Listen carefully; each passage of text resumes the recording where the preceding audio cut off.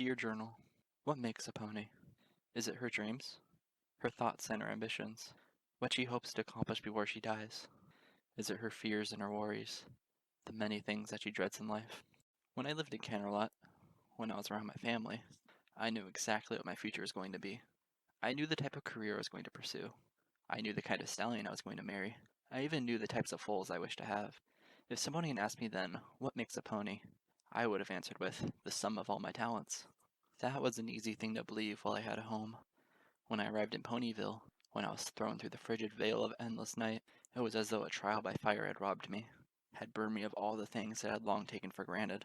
I don't think any pony can be prepared for becoming homeless, for what it means to be worth the sum of all one's talents, and not a single one of them granting her food, bed, or a hug to safely surrender to. No amount of years of musical composition or philosophy could have prepared me for the nights I spent searching for food in the streets or a place to sleep in the shells of abandoned buildings. There were times when I could have given in to dread. A sane pony would have had no other choice but to give in. But, as I soon realized, no pony could be any more prepared for becoming so blessed as I would be blessed. If it's the home that makes a pony, then I'm built out of the grit of those far stronger and more generous than I. There are many souls in Ponyville who will never get to hear the songs I make for them. But that's hardly the tragedy I once believed it to be, for the building blocks in my chorus already exist in their hearts and throats. I know this, for they've been so gracious as I share such foundations with me. My shiver stopped as soon as I heard her. It had to have been her. I knew no other pony who took that dirt path between my house and her farm. Under the roar of a summer's rainy downpour, I heard her scuffling hooves against the wooden stoop of my cabin's patio. I looked up from where I sat with a pen and paper, finishing the final touches to a written composition of Threnody of Night. Before me, the flames of the brick-laid fireplace had dwindled to a dim glow. I was so engrossed in work that the invisible winds of cold were barely bothering me.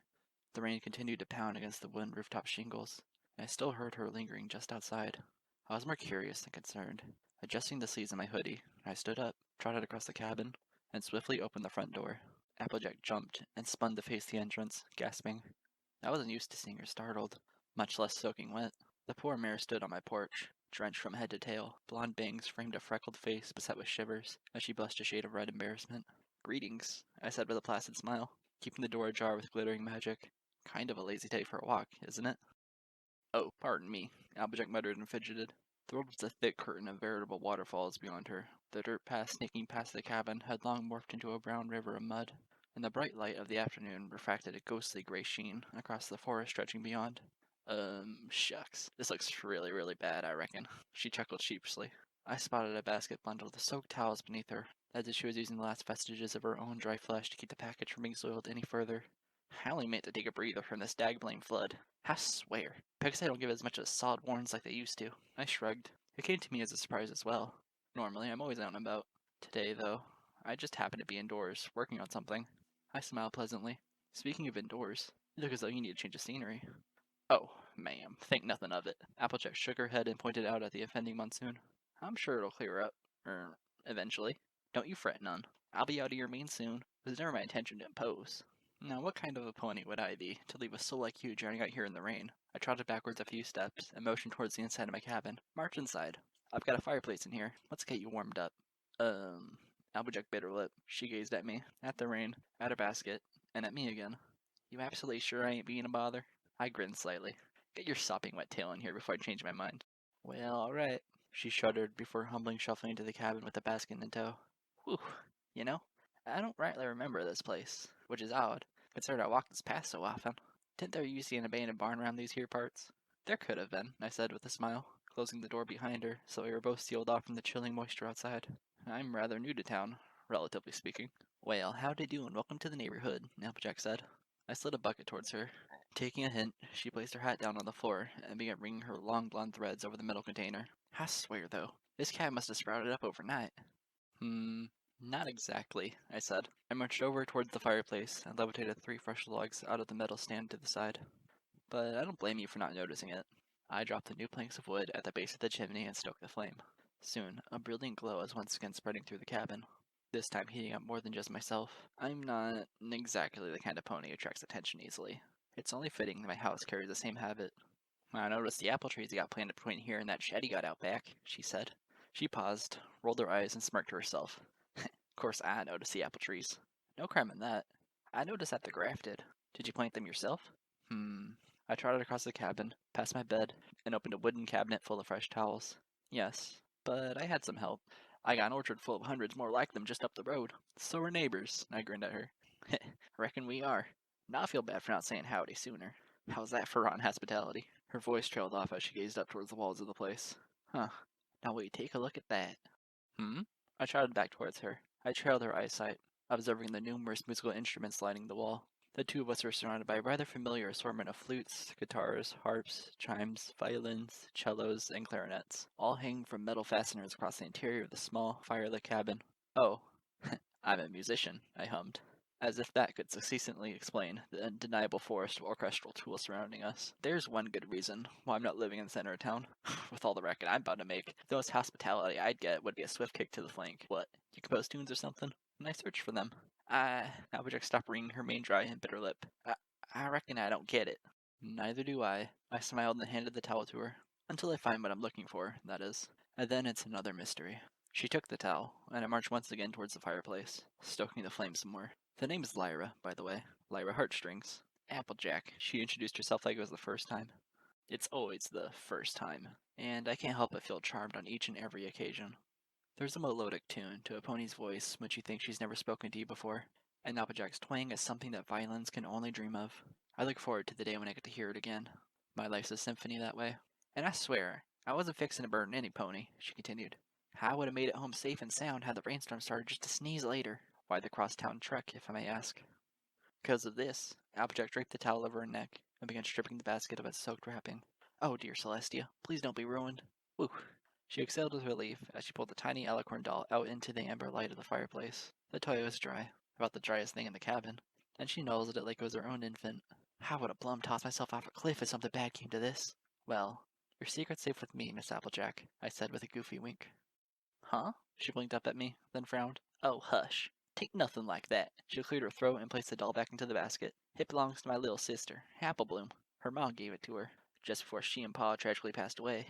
May they rest in peace. She squatted down and exhaled, reveling in the warmth from the fireplace as she continued speaking. Applebloom's having a bout of the pony pox right now. It always happens to us ample family ponies at her age. My experience was anything but a bed of roses, so I wanted to make it easier for her. I went into town and had her doll patched up and freshly cleaned.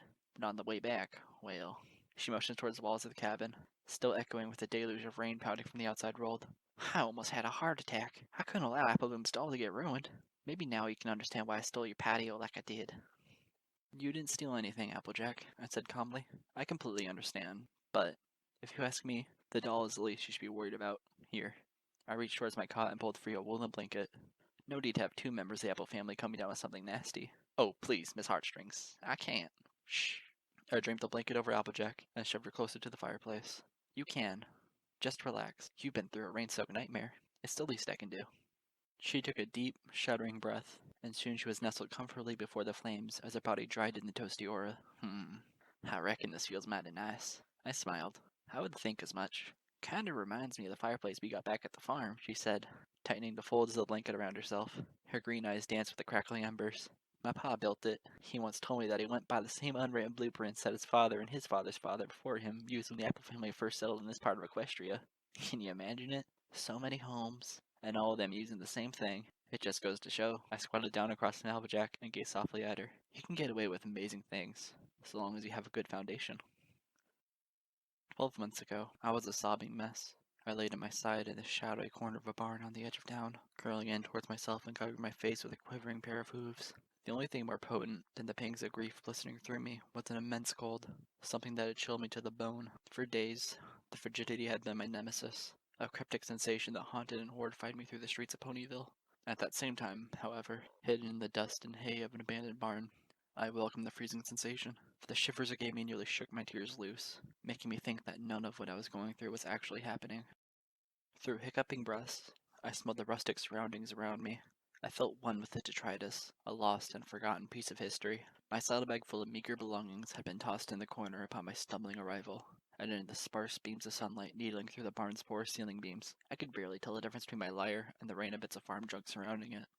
Another sob, another shiver. I heard my voice squeaking free from my chapped lips, and it sounded like a perfect stranger. If only I could forget myself as well, I thought.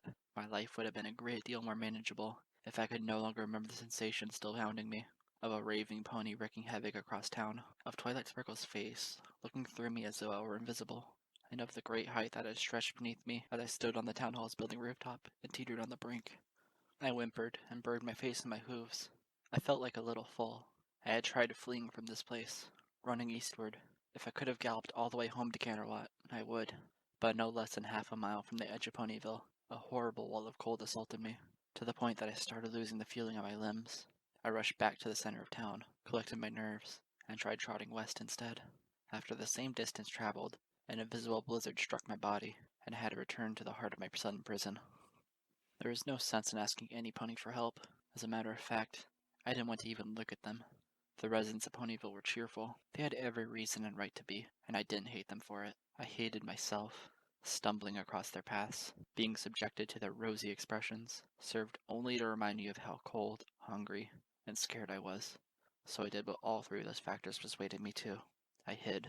I ran to the west edge of town, where the cold was bearable enough to endure, but grating enough to keep me awake, and I threw myself into the hollow of that abandoned barn on the side of a dirt road. I had wanted to collect my thoughts, but soon I had an even more impossible task to accomplish. I had to recollect my spirit, but that had all too swiftly shattered into 100 unrecoverable pieces, like the tears leaking over my hooves and onto the dirt floor and hay. Even if I could put myself back together again, I wasn't sure I wanted to. I didn't like the idea of what that soul would be tethered to, of what fate it had to anticipate. It's one thing to be homeless, but to be nameless? You can live in a mansion paid for with the world's greatest fortune. You can own 1,000,000 houses, 1,000,000 acres of land, and 1,000,000 servants dwelling on it to do your bidding. You can even have your very own plot in the ground reserved for you in the world's most sacred cemetery. As long as you're nameless, you don't have a place to call home. Not in this lifetime or beyond. I was contemplating this, crying over this, despairing and shivering and collapsing over this, when she first arrived. Land's sake! Her drawling voice echoed across the dilapidated walls of the barn. My ears picked up a quartet of hooves scraping through the wooden door frame as a figure entered from the bright world outside. I knew I heard something. Hello? Some pony? Who's there? I didn't realize I still had energy left in my body until I found myself bolting upright with a gasp. I turned towards her, and the first thing I saw were her freckles. A bright slit of light captured a pair of green eyes, followed by the warmest smile I have seen in 3 starving days. Whoa, howdy there. She waved 2 of her hooves high above her head to show she was harmless. I saw a brown hat, a ridiculously long blonde mane, and 2 baskets of apples that hung from her sides. Take it easy, Sugar Cube. I didn't mean to scare you or nothing. She looked strong, fearless, the very definition of a working earth pony. Then all of those iron features immediately melted into a soft and sisterly gaze of concern. Oh, darling, you look an absolute mess. I could hear you crying like a poor widow from the road over yonder. Is everything okay? Well, what could I say to her?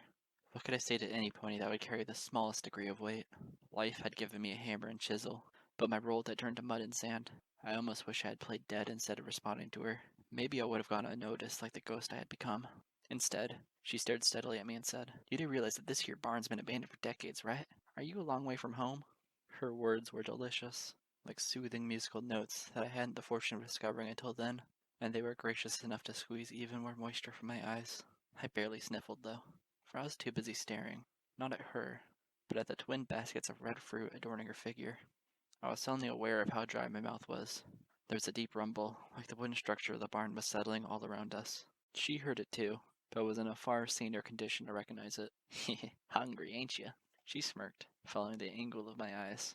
Let's start on the right hoof, shall we? My name's Applejack. Here. She twisted her head around, balanced a red fruit on her nose, and tossed it my way. Have an orange. That's an old family joke. I suddenly couldn't hear. My taste buds were screaming over my ears, for I had scarfed down the contents of the apple in less than a minute. Choking would have been bearable so long as I wrinkled a few tender morsels down my throat. Once I had bit my way to the core, I wasn't entirely sure if I had helped my hunger any, but it had certainly dried my tears. Applejack was whistling. Whoa, Nellie. Easy there, girl. Good thing I washed those before taking to the market, huh? She sat down on her haunches in front of me. Well, I told you my name. Reckon I might get a chance to learn yours. I shuddered, avoiding her stare as well as her question. Even nowadays, I think I say my name out loud, only to appease myself. I certainly wasn't one to invent it, and if I was to give myself a fitting replacement, would anything announce it better than my lyre? All that mattered was that, at the time, Something was gnawing at me far more than either cold or hunger. Applejack was so real, so warm, and so there. I was willing to do anything, or say anything, just to shatter the looming horizon of loneliness that threatened to drown it all. Lyra, I ultimately whimpered. Lyra Heartstrings. Lyra, she murmured aloud with a nod. Reaching her hoof up, she tilted the brim of her hat and smiled placidly my way. That's a mighty pretty name you have there, Lyra. My vision instantly blurred again. I could feel my heart beating. I wanted to hold her. I wanted her to hold me. I wanted to be warm, to be safe, to be happy. And I knew that none of it would last. None of this would last. I should have ended the conversation right then and there. I should have grabbed my saddlebag, galloped out of the barn, and hid myself away in the forest where there'd be less intelligent creatures to smile at me, to feed me, to remind me that I was something worthy and capable of being cherished.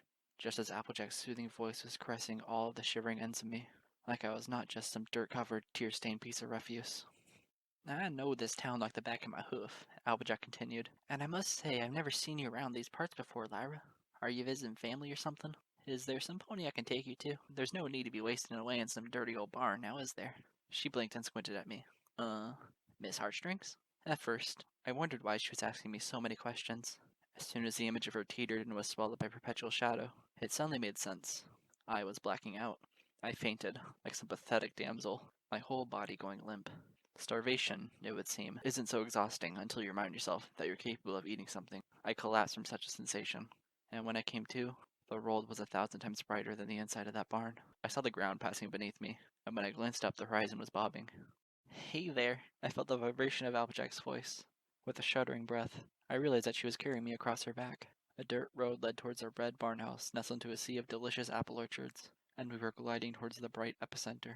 The world beyond the crest at Ponyville grew colder and colder, but Applejack's warm body and breath melted all of my shivers away. Just relax, Sugar Cube. I'm taking you somewhere safe. You're gonna be just fine. I fought for an even breath, draped across her spine. The days of running, panicked, across the lengths of Ponyville brought an ache to my limbs that I was just then discovering. This is where you live? You betcha. Sweet Apple Acres, home of the finest bounty of red fruit in all of Equestria. We passed wooden fences and apple carts. I could hear distant livestock and smell bales of hay. But my family and I can give you the grand tour later. You look as though you got a mighty nasty fever, Lyra. Let's get you warmed up. I immediately gasped. You remember my name? Why, of course, darling. Just because the Apple family is simple farming folk, don't make us simple-minded. There are a few times when I can feel as though the only infinite resource in the world is tears.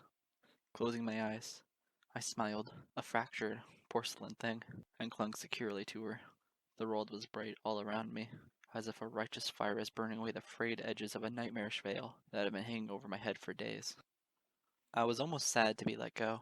I opened my eyes, realizing that I was suddenly inside this blessed mare's house, having been plopped down on a sofa in the middle of an antique living room full of family pictures, heirlooms, and home-crafted decorations. There was a fireplace in front of me, and it was as empty as I felt. The sight of it made me shiver, and Applejack must have seen it, for soon she was grabbing planks of dried wood from a metal stand. Here, let me light this up.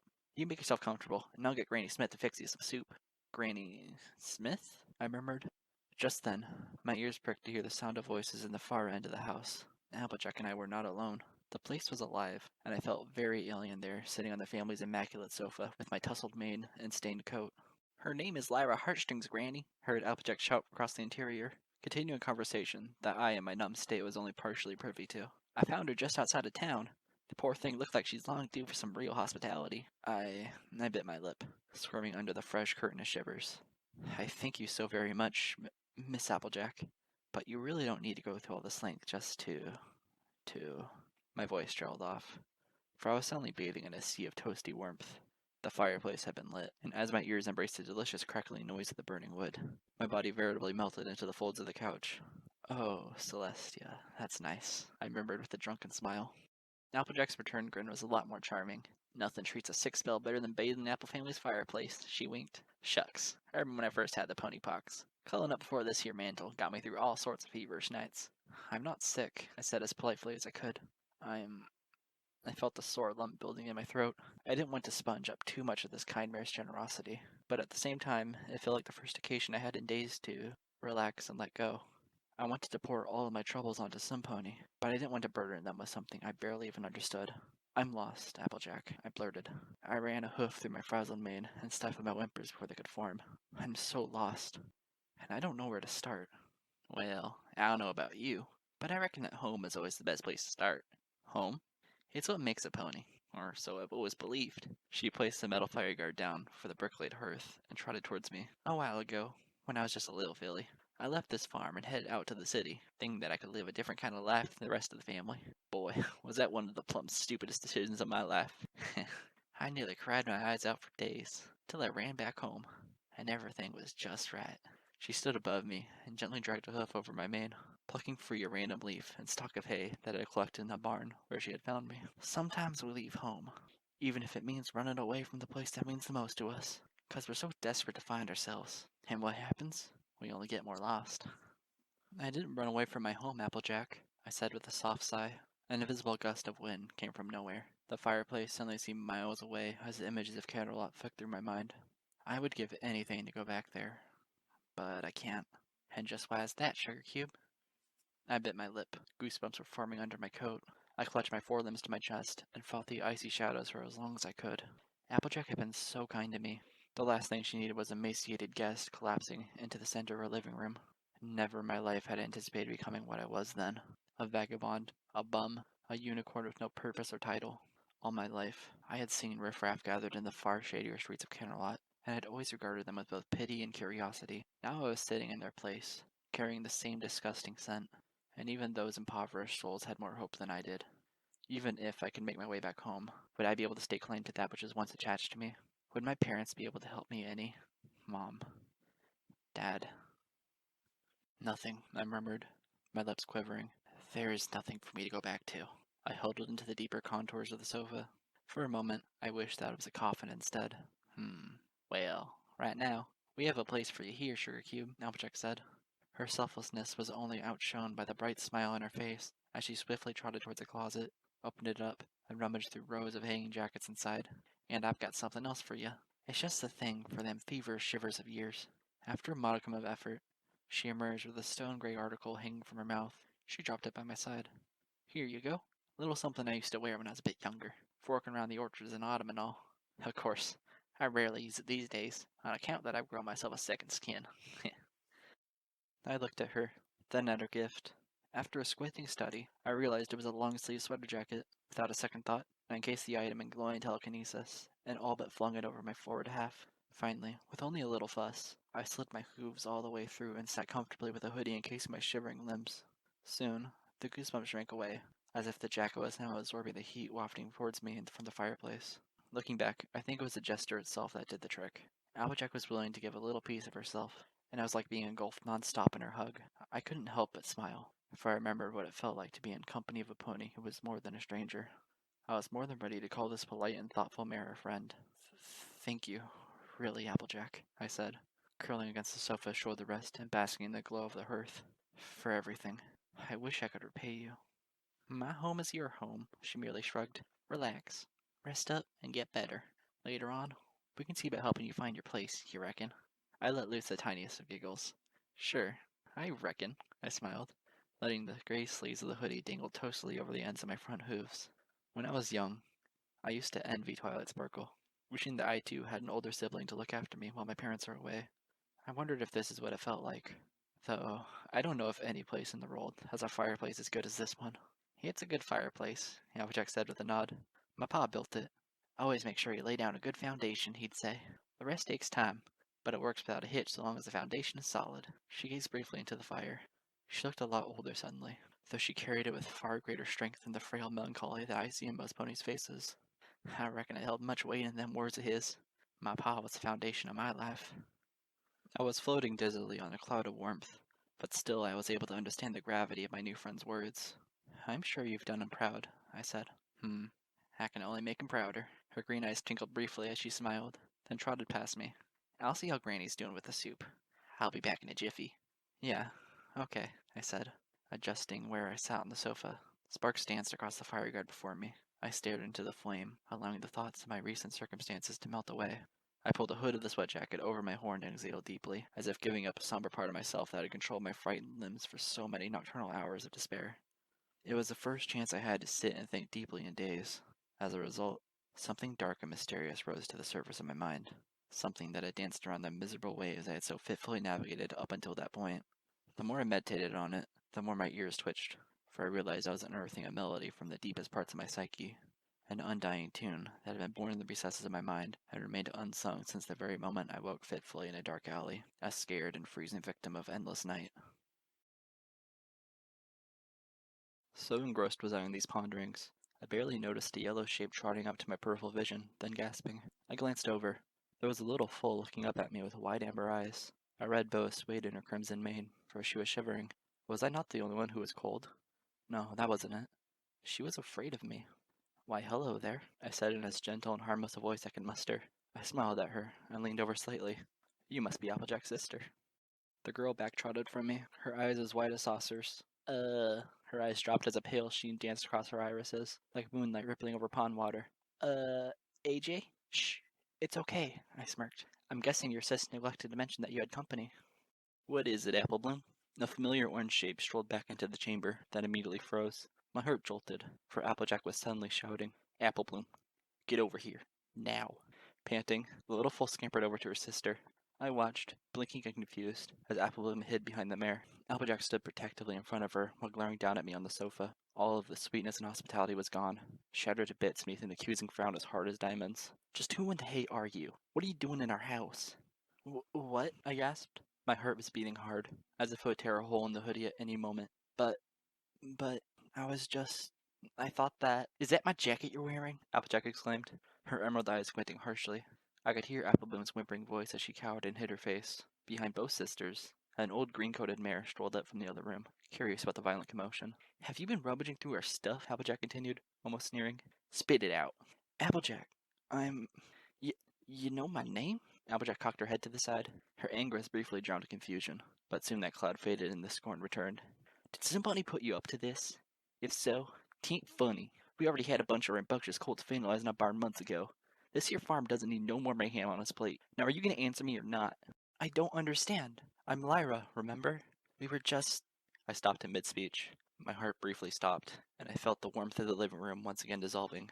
The next breath from my mouth was a whimper, for I had been reacquainted with my own foolishness. Oh dear Celestia, it's happening again. What's happening again?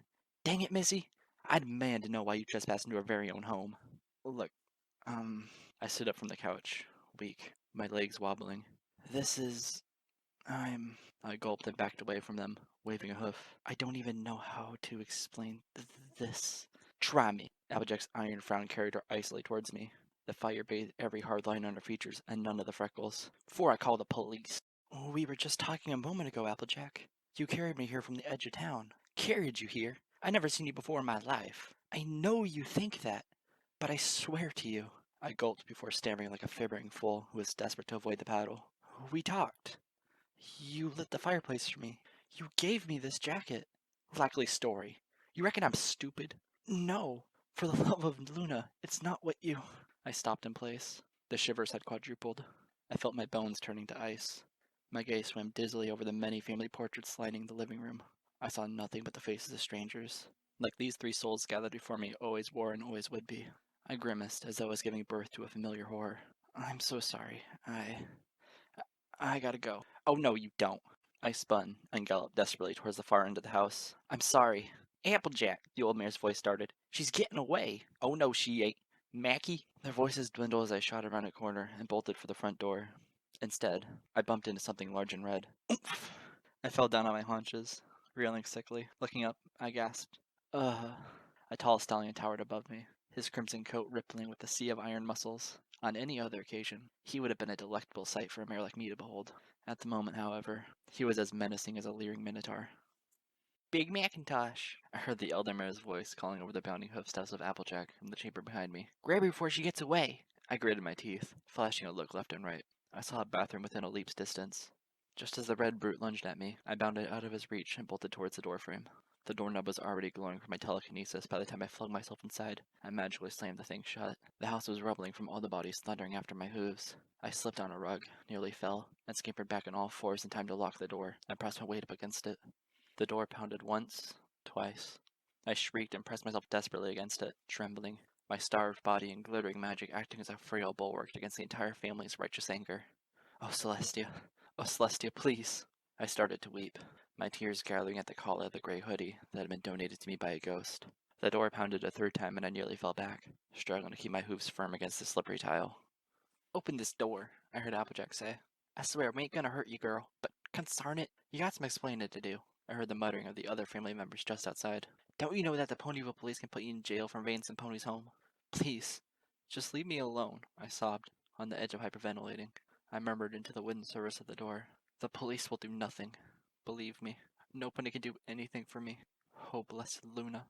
I hiccuped and slid down against the door, grasping my head and shaking. The tune was louder this time, as if it was wanting to burst out my skull and bathe the walls of the bathroom with what was left of my soul. "I just want some pony to help me, like you almost did. Is that so hard to ask for?" There was no response from the other side. I sat there, sniffling, hugging my lower limbs and troubling for what had been 1 minute, 2 minutes, 3. I blinked, dried my eyes with a stone gray sleeve, and glanced up. "Hello?" I remarked, nervously. Again, there was no reply. "Miss Applejack? Applebloom?" I gulped. "Mackie?" Silence. Pensively, I stood up. I stared at the doorknob for ages, before finally summoning the strength to unlock it with my telekinesis. Pushing the glowing door open, I peered my head out into the hallway. There was no pony to be seen. I calmed my panting breaths long enough to sneak down the hallway. The floorboards creaked beneath me. With a wince, I inched my way, until I reached the edge of the living room, where the entire debacle had started. I gazed quietly around the corner. Applejack stood before the hearth, her flanks to me. Seems like an awful waste of wood in the middle of summer." She lowered her hat and scratched her blonde mane while gazing into the crackling fireplace. "Just whose idea was this? Applebloom?" "Wasn't me, sis." The little yellow foal trotted past her. "Besides, I'm not allowed to put logs in without yours Big Mac's permission. Ain't that what you're always telling me? As much as I fancy you being all obedient like, there are times when I wonder. Hey, what's that supposed to mean?" "Yeah, don't get in such a hissy fit over it, girls." The older mare sat her green, wrinkly self down into a rocking chair and smiled, basking in the warmth from the fireplace. "After all, this is just what the doctor ordered for my bones." "Oh, Applebloom, be a dear and go grab Granny's quilt. There's a good little filly." "Sure thing, Granny Smith." "I reckon I better help Big Mac with the chores." Applejack muttered as she shuffled towards the back door to the house. "Heavens to Betsy!" She smiled and shook her head as she walked into the reddening sunset. "Just where'd all the time go? I must be getting old." "Oh, shut your trap, you stinking baby," Granny Smith spat. Applebloom managed as she dragged the quilt over to her grandmother. In the background, Applejack rolled the green eyes and was gone. Biting my lip, I stepped back away from the scene. I stood breathless in the hallway, alone with my shivers. I glanced briefly at my reflection in a circular mirror hanging across the wall. An unkempt, dirt-stained, sad unicorn gazed back. Raising a hoof up, I played with the hood dangling behind my neck. It was then that I realized the extent to which I could afford friendship in this life. My stomach gurgled again. I glanced longingly at the house's exit, but it stretched away magically before my vision, as did the guilt over what I was about to do next. In a blur, I galloped into the family's kitchen. I flung open the first cupboard I could find. I discovered 2 loaves of bread, and immediately flung them into the front pouch of my hoodie. There were many other things inside the kitchen, expensive and luscious trinkets that could have sold for many bits around downtown Ponyville, but I didn't bother touching a single one of them. It was my first robbery. It might as well have been a tiny one. I prayed to Celestia that it would be my last, and ran out of the farmhouse in a desperate flight to reunite with my lyre, as if it was the only thing that could tell me what home was anymore. When Applejack trotted around the bend in the road the next morning, I could instantly see her. It had only been a day since my little experience at her farm, and I hadn't slept a wink. My body was kept up by shivers. My stomach was full of stolen bread. Through a combination of both guilt and loneliness, I didn't hide in the corner of the barn like I should have. I stood at the edge of it, in open view of the orange mare as she strolled down the dirt path. Sure enough, she saw me, to my mixed dismay and relief. She stood dead still in the middle of the road and smiled my way. "Why, howdy." Her smile was electric. She could have been the sunrise itself for all I could tell. "Fancy meeting a pony out here this early in the day." She shifted the weight of the 2 apple baskets on her sides. "Hankering for some breakfast? Normally it's 1 bit per apple, but seeing as I'm feeling mighty chipper this morning, how'd you like a twofer?" Her freckles were a welcome sight. Distant shadows of a loving sister I knew I'd never have again. The longer I stared, the more the sight of her face gave weight to the memory of wooden kitchen cabinets being flung open and pilfered. I wrenched my gaze away from her, refusing to so much as look at the delicious apples that she was willing to sell me. Thanks, but no thanks, ma'am. I'm just waiting for some pony." "Oh, yeah? Anyone I know? I've got quite a little circle of friends around town." I bit my lip, leaning awkwardly against the wooden doorframe of the barn. You wouldn't know her. I sighed and ran a hoof through my mane, trying desperately to not look like a pathetic, homeless vagabond I so obviously was in front of her. But maybe, just maybe you'll get to know her someday. I tried to smile. It would have been easier to sprout Pegasus wings and fly. You okay, Sugar Cube? Tain't none of my business, but you're looking rather glum. Applejack adjusted her hat and flashed me a sympathetic glance, warm like a fireplace. It's a beautiful morning. No sense aiming your horn at the ground. You should try looking up at the sky for a change. I felt the edges of my lips finally curving upwards, something I couldn't manage on my own. I breathed a little more easily, my shivers dissipating somewhat. I spoke before I knew what words were coming out of my mouth. I wondered how much it had to be rambling before I produced a truth that was applicable enough to a given situation. I was just wondering about this barn. Yeah? What about it? Who does it belong to? I glanced up at the shoddy, wooden structure where I had spent the last 2 fitful nights. Somewhere inside, my lyre and saddlebag were lying like the accursed treasures of a splintery sarcophagus. Does any pony own it? Applejack snickered and trotted over to stand beside me. A better question is, would any pony want to? She heartlessly kicked at part of the doorframe, causing a vertical plank to fall ineffectually into the dirt between us. From as far as I recollect, this here barn's been around far longer than I have. My mom and pa never talked about it. Odds are it belonged to Filthy Rich's family before they went into the retail business. But that would have been ages ago. Nah, from what I gather, this here land's plumb for the taking, though I doubt any pony's gonna want it. She glanced at the solid line of trees that bordered the dirt patch on the other side of the old structure. Even if these trees were chopped down, it'd take either hundreds of ponies or a heap of magic to make the ground soft enough to plant anything. Long story short, darling, this barn is just a fading memory. Like so much of what's left of Ponyville's past these days. I gazed up at the structure, running an affectionate hoof across the doorframe. I know a thing or two about fading memories, I murmured in a distant voice. That's funny. Curiously, I glanced at her. It is? No, not that. She rubbed her chin, squinting towards something below my neck. I used to have a jacket just like the one you're wearing. I gulped and fidgeted with the long sleeves. You don't say. But it's been ages since I wore the thing. I raised an eyebrow. I'm guessing from working in the cold weather for so long, you've grown a second skin. Applejack's eyes twitched in thought. Well, that's a nifty way of putting it. I took a deep breath, then cleared my throat as I gazed at the fragile links of the barn. Tell me, what's a good way to, turn some money around town? Money? Bits, yeah. I nodded and looked at her. You know of any Ponyvillian hiring for... I bit my lip and navigated the impossibility of the thought just as I was producing it. For freelance stuff? If you want to learn a thing or two about job openings, just go take a gander at the bulletin board at Main Street, Applejack said. Though I doubt you're going to find anything aside from full-time offerings. I gulped and stared down at the dirt. Right, figures. Though I'm sure there's plenty of freelance and stuff for a musician to do, she said pleasantly. I looked up at her, blinking. Musician? Well, shucks, girl. She pointed at my cutie mark with a chuckle. You didn't get that 'cause you like to lick stamps now, did you? My special talent? I uttered in a numb voice, as if a sheet of ice is clearing from over my head. Right. I looked towards the distant pocket of hay inside the barn where my lyre was hidden. I glanced back at Applejack and pointed out a cutie mark.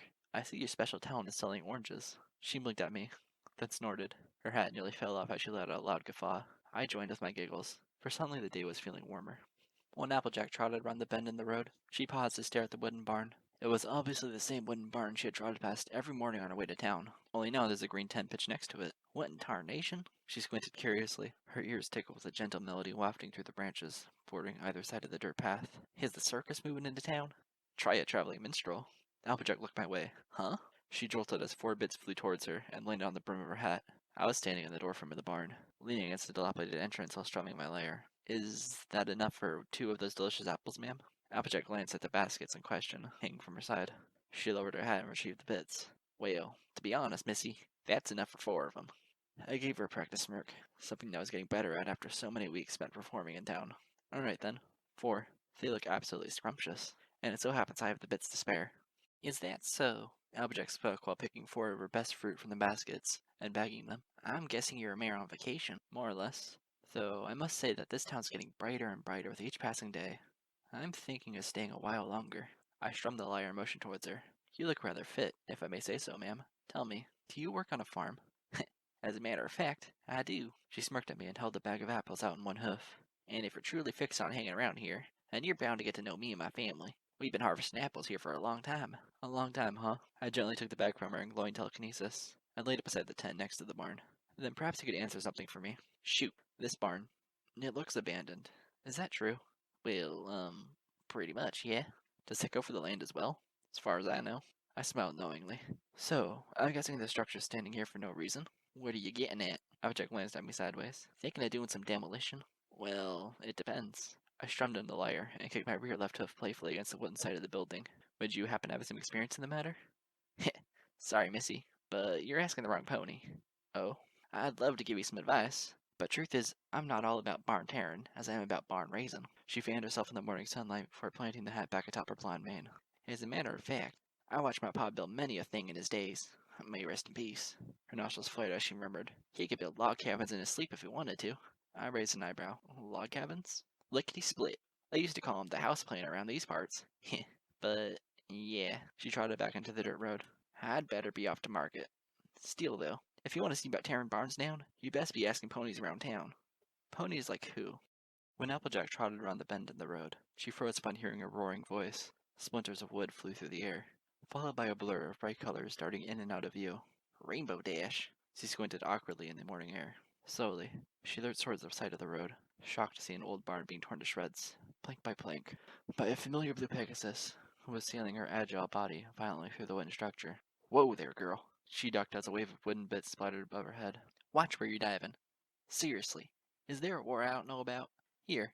A helmet floated magically towards her. You might need this, I said with a smile from where I stood beside my tent and supplies. She gets a little crazy from time to time, but it makes for a fun show. I reckon it does. Applejack removed her hat and slapped the helmet on awkwardly in its place. Any chance Symphony might help us make a lick of sense? What's so hard to understand? There's a barn here now, but soon it won't be. Isn't that right, Miss Rainbow Dash, was it? The goggled Pegasus was busy smashing a wide gaping hole in the middle of the barn. She yanked a support beam loose with her bare teeth, and prepared to kick a chunk out of the ceiling loose with her rear hooves. Yoo-hoo! I shouted, cupping my muzzle with a pair of front hooves. Earth Rainbow Dash! What? Rainbow Dash looked down at me. Slowly, the berserker sneer across her face melted. She greeted each wave of confusion with a series of blinks. Wait, what? Who are you again? Lyra. Lyra who? Lyra Heartstrings? I leaned forward, glowing my horn through the hole in my helmet like it was a symbol of trust. Remember? I'm the pony paying you 50 bits to tear this barn to the ground. Hold up! Rainbow Dash levitated above the two of us, her ruby eyes bright. You mean to tell me that I get to break stuff and get paid for it? Absolutely, I grinned. Wicked sweet! She coiled up in midair and sprung like a missile towards the remaining structure. Eat it, barn! There was a resounding explosion. Applejack and I flinched under a shower of splinters. Well, I see you're new in town, Applejack grunted, then brushed flecks of sawdust off her basket of fruits. But you must have some sort of fancy gift to Gavin to get RD here to do so much hard work so early in the morning. She a friend of yours? A loyal one at that, though she can be a loyal pain at times. Applejack managed to smirk. The volume of her voice playfully picked up some. Like when she accidentally delivers a rain cloud to the wrong end of the apple orchards. Hey! A special bolt of lightning sprouted overhead before exploding once more into the barn. I heard that. You own a farm? I struggled to ask amidst another spray of debris. Yep, Sweet Apple Acres. Now there's a marketable name. When it matters. Why? You fix on getting to the fruit selling business? 'Cause that job's kind of filled enough as it is around town. It's not that, I said, glancing at Rainbow Dash's chaotic job. More and more sunlight covered the patches of dirt alongside the road as the barn was slowly disassembled before our eyes. I was hoping to find a pony who's had some experience with the land around here. I've been needing to ask for some advice, you see. Really? Like what kind of advice? You see, I shifted a bit where I stood and smiled gently. My stay here in town, it's like a vacation, more or less. But I think I'm going to be here a lot longer than I originally anticipated. I mean, why not? It's a beautiful village. I've always stood by that, Applejack said with a smile. You wouldn't happen to know any pony who's an expert on building. Building what? Oh, I took a deep breath, glanced at the line of oak trees surrounding the collapsing barn, and murmured, log cabins? Applejack instantly brightened. Well, shucks. Funny you should mention that. I gulped and murmured. You don't say. I know a thing or two about that, she smiled. My pa built log cabins in his sleep. He taught me everything he knew. May you rest in peace. My condolences. Much obliged. Well, I adjusted the sleeves of my hoodie and turned to face her. If you don't mind my asking, how is a good way to start? You start with a good, sturdy axe. I blinked. For some absurd reason, I hadn't expected that. Oh. Ajax squinted slyly at me. Unless you're rich enough to buy the lumber. She pointed straight at the woods. Seems to me like you got plenty to work with here. That's how every family in these parts got started. Yes. I gulped and managed a brave smile. I guess that makes sense. I scratched my neck and looked humbly her way. Could I trouble you for some advice on where to get the right axe? Not to mention other tools. No trouble at all. Applejack leaned against a nearby tree and smirked. Though you might want to write some of this stuff down, assuming you can concentrate while Rainbow Dash reenacts the Lunar Civil War over our heads. Ain't that right, Rainbow? Huh? What? Rainbow Dash stopped and hovered above us, panting and sweating. Applejack, why are you wearing a helmet? She went cross-eyed and tapped the goggles of her own face. The hay is all this. Did you bang your head too hard last time or something? Applejack stifled a guffaw. Better not hurt yourself until after you're done with Miss Heartstrings' job. What job? Rainbow Dash frowned. Who's Miss Heartstrings? Hi there. I waved up at her, smiling. I'm the one paying you 100 bits to tear this barn down. Hold up. You mean to tell me that I get to break stuff and get paid for it? Wicked sweet. When Applejack trotted around the bend, she immediately made a face. Slowly, under the fall of amber-colored leaves, she trotted straight towards a rhythmic thwacking noise. Ma'am? Do you need a little help there? No! I exclaimed. It came out as a snarl, but I was too exhausted to apologize. I sweated as I levitated the axe 3 feet in front of me. I was hacking away at the side of a thick oak tree. My horn pulsed atop my skull, the invisible lead lines of magic tingling in agony as I stretched my telekinetic muscles to the breaking point. I've got this covered. I just need to convince this dang tree to work with me. I swung the floating axe once more. Wooden chips and sawdust splashed across the broad patch of dirt beside the path. No matter how much I cut and chopped and bit at the tree with my blade, the natural structure wasn't showing any signs of falling anytime soon. As much as I hate to get another pony's business, Applejack smiled gently and paced at a safe distance around my clumsy task of hoof. But I really do wish y'all let me give a little demonstration. Don't you? I chopped. Haven't. I hacked. Iron pony competition? I flailed. To get to? Whoa! I fell down on my dainty haunches, breathless, as my axe plopped down to the soil beside me. Just how many ponies know about that thing between Rainbow and I? I swear, she must be bragging around town for perfect strangers to have caught wind. Applejack trotted over and touched a hoof to the axe's handle. Seriously, though, may I? I took several deep breaths, wiped the sweat from my brow, and motioned towards her. Knock yourself out. Well, all right. She smiled and hoisted the axe up in her teeth. Trotting over to the tree, she leaned the tool against it and paused to glance back at me. You see, darling, you're going about it all wrong. If a pony wants to chop down a tree like this butte here, you gots to judge where the weight of it is leaning. On account that you're fixing to make it fall where y'all want it to. She circled the tree and slapped a part of the trunk perpendicular to where I was pathetically chiseling into the thing. Right here's the best part. Then, once you've chosen the proper place to start cutting, you do it like so. Applejack once more gripped the axe in her mouth. Her muscles tensed and her hooves dug into the earth as she flung the whole weight of the blade repeatedly into the trunk. Her incision was noticeably angled, biting at a 45-degree angle towards the tree's roots. Once the diagonal slice was made halfway through the tree, she pivoted to swing and chopped horizontally, so that a visible notch formed neatly in the thick of the structure. Yeesh. I couldn't help but scratch my head in gawk and wonder. You must have some really, really strong teeth. Applejack finished her task and spat the axe into the dirt. Yep, I reckon I'd have to. She hadn't even broken a sweat. I watched as she paced around to the side of the tree, opposite of the notch, and squinted at it closely. I've dealt with trees all my life. I live on the apple farm over yonder. No doubt you heard of Sweet Apple Acres. I just might have, I said with a smile. Still, thanks for the help. Oh, we ain't done yet, Sugar Cube. Applejack pointed at the bark. Now it's time to slice straight into the trunk from the other side of the cut we just made. Once you chop through what's left of the width, the tree should collapse in the direction of the angled notch. You feel me? I feel you. I marched up to the tree and levitated the axe into position. Though, I gotta ask, do you always spend your mornings just helping random unicorns fell trees? Just what's so random about it? Applejack stood safely back from my task and smirked. You're here in Ponyville, trying to make an honest living, from what I gather. It wouldn't be right neighborly of me to just walk by and let you burn out your magical horn all crazy like. I concentrated as I hacked away at the tree, parallel to the horizontal slit that she had formed at the base of the notch. You make it sound as though just any pony you run into could be your neighbor. Yeah, well, Applejack dusted her hat off and watched me at work. That's a mighty fine strategy in my book. The golden rule ain't so golden if you don't bother polishing with every soul you meet, you reckon? I paused briefly in cutting to meditate on that. I inhaled the crisp autumn air and smiled, as if re-energized. That's a very solid thing to live by, ma'am. I resumed chopping. The entire height of the tree wobbled precariously, slowly leaning in the direction the Applejack had expertly designated. No wonder you're prime iron pony material.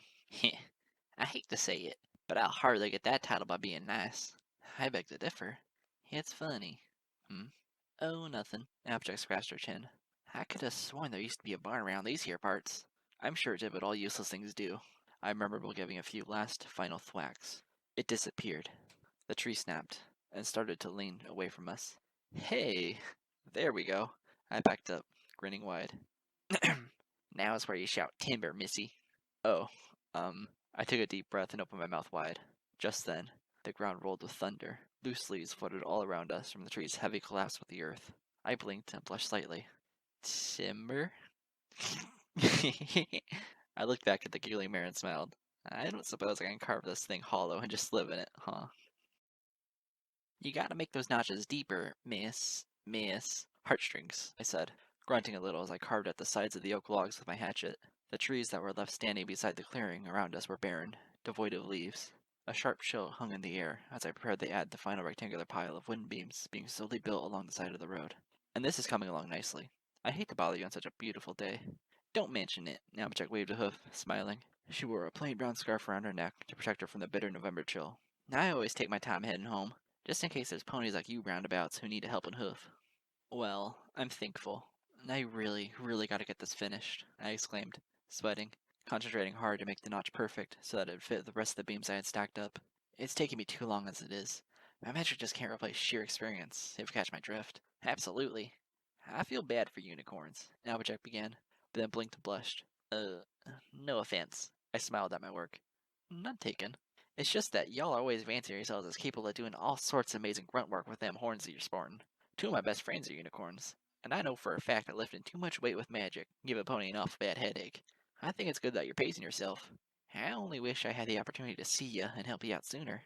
Oh, Miss Applejack. I smiled as I put the finishing touches up to the wood with my hatchet. Trust me, you have nothing to fret about. If you insist. Ready to put the thing in place? Care to spot me? Can do. I took a deep breath, tensed my muscles, and channeled a surge of magic through my horn. Slowly, I raised the entire beam of wood and levitated across the dirt clearing towards the rectangular base I had started. With Applejack guiding me, I gently lowered the log in place so that its notches matched those of the beams already in place. There, that'll do it. Hee-haw, see? It fits a lot better than previous ones, I'm willing to bet. I can see it already, I exhaled sharply, adjusting my collar and drying the sweat from my neck. I gave her a sincere smile. Thanks, Applejack. I couldn't have done that without you. Pfft, she shrugged and adjusted her scarf. I only gave you one tip, and now you're thinking me like I'm your contractor or something. I'm only happy to lend some help, Miss Heartstrings. Just don't forget to apply the mortar between the beams. I can show you how, if you like. My father was an expert at building log cabins, you see. Really, now. I took a deep breath of the cold autumn air and glanced softly her way. Dare I ask, did he have a lot to do with the making of this town? Funny you should ask that, Bissy. Applejack's breast came out in misty vapors as she stood on the plain wooden scaffold beside me. Together we finished plastering mortar inside the upper beams of one of the cabin's completed walls. A lot of ponies don't know this, but Ponyville's size tripled when my pa was alive. He was responsible for many decisions that the city council made, including the expansion of housing projects on the north side of town. Really? I smirked as I applied more mortar. Flakes of snow drifted down and dotted the blue tarp that acted as the cabin's temporary ceiling. So it wasn't all about apples, apples, apples? Hey, tain't nothing wrong about apples, apples, apples. She briefly frowned while I let forth a foolish giggle. With a tranquil smile, she gazed off into the wintry lengths of the forest and said, My pa believed in looking after oneself, but his conscience extended well beyond that. Every soul he met was a pony in need, and he never stopped working for 1 second in his life to make sure they got as much a chance to shine and laugh as he did. Why, I'd reckon he'd make a mighty fine mayor. Applejack sighed heavily, and her green eyes fell. If fate had decided to smile on him and Ma. I'm sorry, I murmured. Don't be. She smiled up at me. I regret nothing, on account that Pa taught me everything I needed to know to keep supporting my family and loved ones proper. You strike me as a very lucky pony, Applejack. I couldn't help but mutter. My work paused ever so briefly as I endured a wave of chills. To know where you belong, and those who belong to you. My pa used to say, always make sure that you lay down a good foundation. The rest takes time, but it works without a hitch so long as the foundation is solid. She looked me in the eyes after saying those familiar words. The way I see it, Miss Heartstrings, we're all in this heap-ho of life together. What better a way to enjoy it than make sure we do it proper? Right now, there's no place I belong more than right here helping you. I exhaled softly, adjusting the sleeves of my hoodie, feeling the toasty fingers of a fireplace in the back of my mind. The world could use more ponies like you, Applejack. Her cheeks flushed slightly. Shucks. I'm only doing what I was taught was right. There are heaps of ponies way more neighborly than myself. Yeah? I leaned forward on the scaffold and applied more mortar. Like who? Take, for instance, this one pony. Applejack handed me another brick. Granny Smith insists that she's a she. Big Mac thinks it's one of the local mules. Whatever the case, we never see an inch of the soul. But that hasn't stopped whoever it is from dropping by every Saturday morning for the last 3 months straight and leaving a gift basket by our back door. Oh, I reveled in the feel of a campfire just beyond the partially finished wall of the cabin, reaching to a heated trough of plaster. I gathered some of the aggregate and plastered it into the brick before stacking it atop a slowly rising chimney along the north side of the house. Just what kind of a gift basket? Funniest thing, 2 loaves of bread, and each time they're still piping hot, as if freshly delivered from a local bakery. I smiled placidly to myself as I stacked the bricks higher and higher under Applejack's guidance. Slim Pony must think you haven't a lick of baking skills. Ha! Fat chance. Still, we never did figure out which of the townsfolk is making the drop-offs. I know why they're choosing to do it all secret-like, but I ain't about to complain. The bread's delicious, and it saves me the trouble of having to bake my own on a regular basis. More time for working the farm, you reckon? That doesn't sound like much of a gift. The best gifts involve giving us things we need, not so much things we want. She exhaled a vaporous breath into the wintry air and motioned towards the slowly rising chimney. For instance, who else in their right mind would be spending Hearthworm and Eve putting the finishing touches on a log cabin? It's my own fault, I murmured. I should have had this finished long ago. At least you're dead set on working on it, she smiled and winked at me. A good work ethic means being willing to learn while you go against the grindstone. I have you to thank, Applejack, I said pleasantly, wiping a smudge of plaster off my brow and grinning. This fireplace is all you. I'm just glad I tackled it before winter was completely done with. Well, I reckon you can still use it for when a cold spell hits, Applejack said as she handed me another pair of nails. A white roll of snow and frost lingered behind her as she stood on the scaffold in a green vest and brown hat. Still, it's a mighty fine chimney. Right now, what's best is that we get this here rooftop finished. Much appreciated, Applejack. I grunted as I concentrated hard, hammering the last of several wooden shingles in place atop the log cabin. But I've taken enough of your time as it is. Don't you have some seeds to plant? As if any other pony are awake at this hour. She rolled her green eyes. One thing at a time, I reckon, she said, casting a glance towards the center of Ponyville, over the threadbare treetops. Winter may get wrapped up by tomorrow morning, but it'd still be a cold spring for a few weeks. It'd be a shame for you to not have your house all fixed up by then. You're a very important pony in town, aren't you? I smiled and hammered more of the shingles into place. I imagine all the farm owners owe you big time each spring for clearing the fields of snow. I'm pretty good at barking orders, if that's what you're implying. Applejack smirked with a glint of pride. But I'd gladly ditch your megaphone and take to the plow if it meant getting things done on time for once. What's that supposed to mean? Applejack sighed. Only that every year, Ponyville is late in getting winter ramped up, and a lot of that is on account of so few ponies being early birds like you and me. I hammered a final nail and looked at her. Seems to me like you could use some organization. As much as I want to share y'all's faith, I can only do what's best to make sure the fields get cleared and planted. I may not exactly be timely, but I sure as hay can be precise.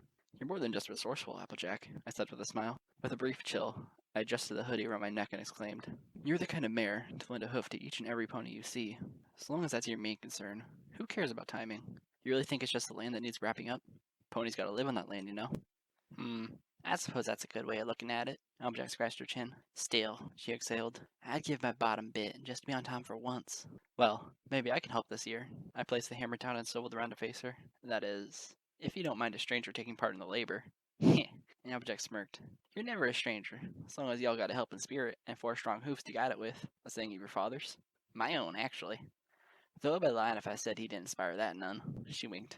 So, I reckon we should get you a vest or something. That depends. I ran a hoof through my mane and smiled into the frigid air. Do they come in tan? What are the wooden stakes for? I glanced up from the row of blossoming shoots sticking up from the soil. The pony at the gardening shop didn't exactly explain it well to me. Applejack walked down the rows of infant apple trees. They're to make sure that the trees go straight and proper. The thing about grafting is that the scions aren't exactly prepared to stretch just right from the rootstocks. So long as you use the stakes in the dwarf tree's infancy, you can make sure you don't keel over or something worse. I chuckled.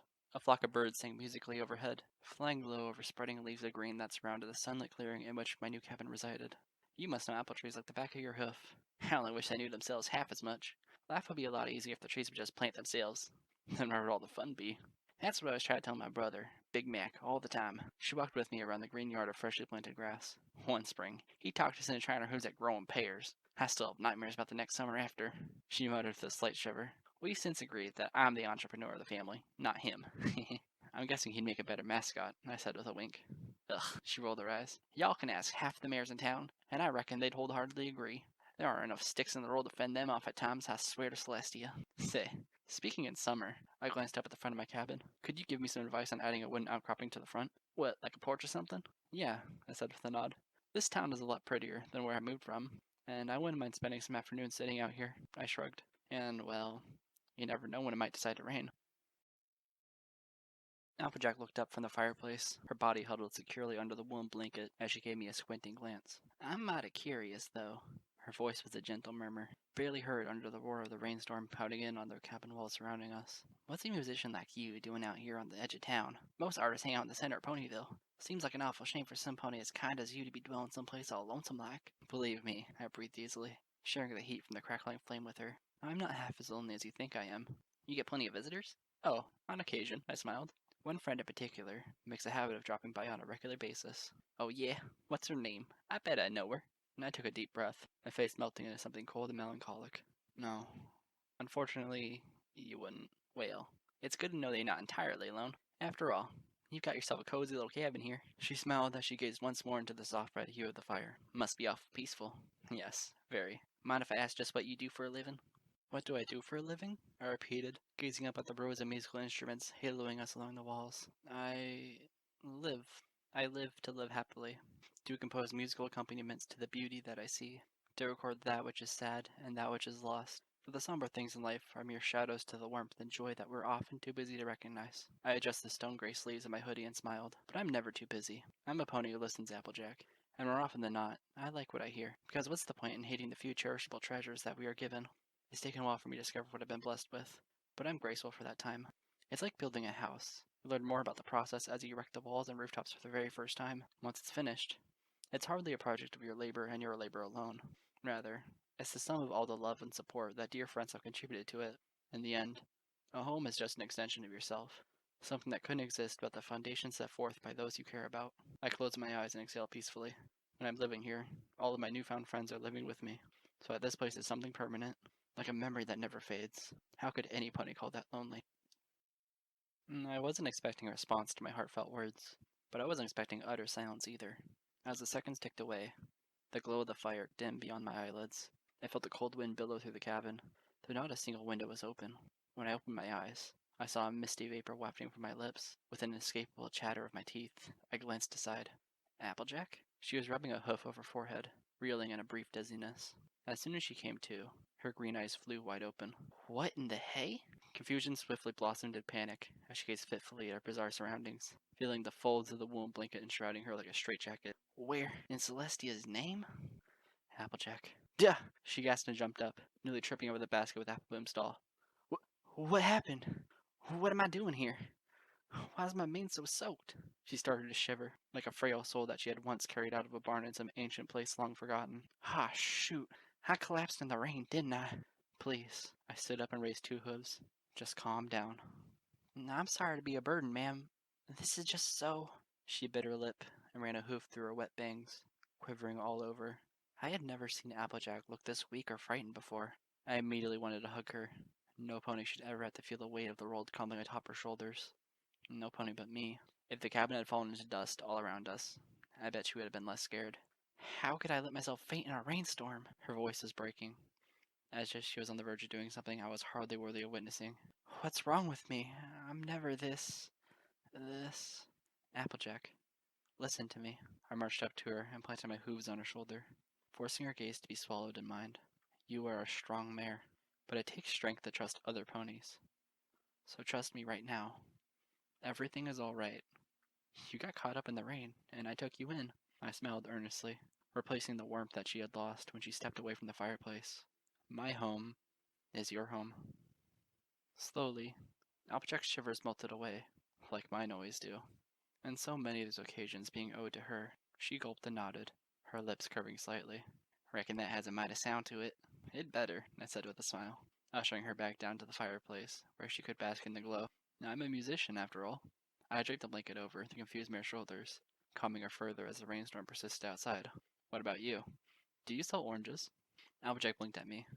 It came out first like a stutter, but soon she was guffawing like the proper pony that taught me how to swing an axe.